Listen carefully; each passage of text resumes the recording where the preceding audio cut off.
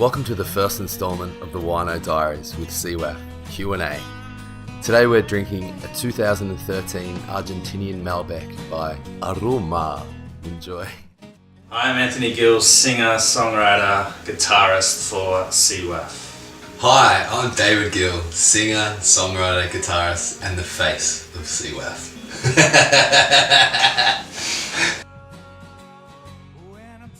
Favourite part of being a musician for me is playing live. Yeah. Favourite part of being a musician for me is playing live, getting together with either just Anthony and I or in a band and getting that magic happening in a live scenario in front of people that are there to listen and watch and worship. My favourite part of being a musician would be writing the songs. The creative process is something I really enjoy. Old fashioned, I'd say, for me. Yeah, old fashioned. Whiskey sour, except that time we had them about 20 for Christmas and ate about 500 eggs. White poisoning. Yeah, that was a good day though. Yeah. And what else did we make that day? French 75s? Old fashions. And old fashioned, yeah. Although I must say, if it was summer, probably French 75s are my favourite. Yeah. You know, I would say whiskey sour in the still the summer, yeah. That's old fashioned in the winter. Yeah. My favourite type of wine is definitely the stronger grape varietals in Cab Sav, Cabernet Sauvignon for the non-Australians amongst us. Mine is would be a Shiraz, and that's about as deep as my wine knowledge goes. What cheese would you pair with your Shiraz? Well, being a strict vegan. Cheese I would pair. Oh, it depends. I mean, a nice cheddar. What the fuck would I know? What music would you pair with it? It would definitely be Miles Davis kind of blue, I would say. Yeah? I actually would have taken you to be more of a 80s adult contemporary vein. You know, yacht rock kind of Huey Lewis type thing. Yeah. Yeah. Or maybe Duke. Duke, yes, that would work nicely. For me, the biggest accomplishment so far is the Factory, the record that we made essentially ourselves with our good friend Reed Kendall.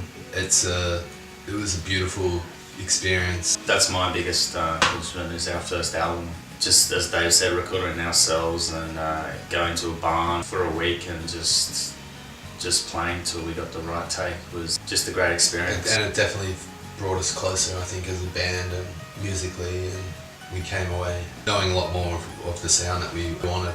Yes. For that particular record. Yeah. Wow. Probably none we can share with the viewers, but... There was a hot tub. Well, I swore I had 3 nights of... Now Anthony doesn't believe any of this shit, and neither does Reed, but there was 3 nights up there in a row of spirit shit. The first was, I had the master bedroom, and I woke up in the middle of the night to an old man wearing a red and black flannel shirt, skipping across the room, smiling at me. In no way was it sinister. He was definitely happy. I was scared shitless, but he was definitely happy. And then he vanished into the light of the window. And then the next night there was a spirit, this kind of thing above me, an old lady in a long white flowing dress. Now that sounds stereotypical ghost shit, but she was above the bed, up looking into the rafters. And she also had no sinister intentions. And then the third night, there was, at about 2 a.m, the radio blasted on Static Channel 89.7, and I made Anthony go down and turn it off. Yeah, that one did happen. And then I feel that they accepted us into the house after that point and embraced the musical revolution that we were creating. Straight face. The toughest part for me of just being a musician in general would be letting myself be comfortable with being vulnerable. I think my best music comes from when I let myself be vulnerable, and it was something that was hard for me because I'm an introverted personality. The toughest part of the musical journey for myself so far has been probably getting to the States. It was a really long and hard process. Neither of us went to university, so we weren't used to writing pages and pages of stuff, of work.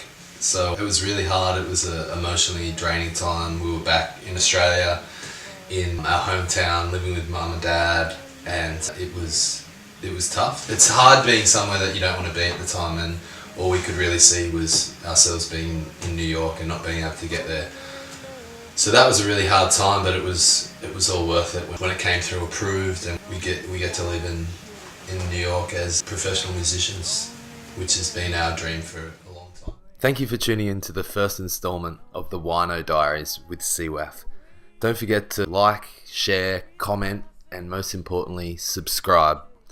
We'll see you same time next Wednesday.